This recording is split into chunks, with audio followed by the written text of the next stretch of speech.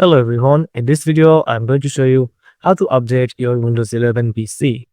So to update, you just need to go to the settings option, or you can just search for settings from the search bar. Open the settings.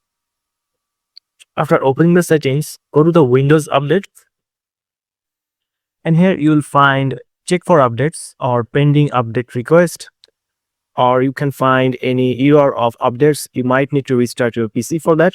In my case, as you can see, I have already a pending restart option, which is Windows 11 version 25H2. So my updates are already installed. I just need to restart my PC to update my Windows 11. In your case, you can have pending requests of update that are not been downloaded, like this. You just need to download and install 24H2 or 25H2. It's your choice which version you need to update your Windows 11. Or you might have this kind of pending request update for drivers or any security updates like this.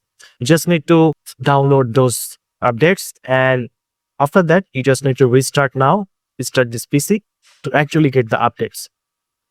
And also make sure to turn on this if the latest updates as soon as they're available.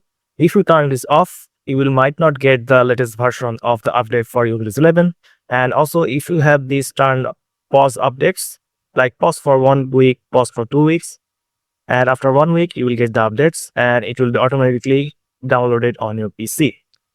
Also, to remember that you need to turn on your Wi-Fi connection or the Ethernet or the indirect connection for this. Otherwise, your updates will not be downloaded and installed on your PC. So if I just, in my case, just click restart now, it's going to update to the version of 25H2. So that's it, guys. This is how you can download or install the Windows 11 update for your PC. So if you found this video helpful, please subscribe, and thank you for watching.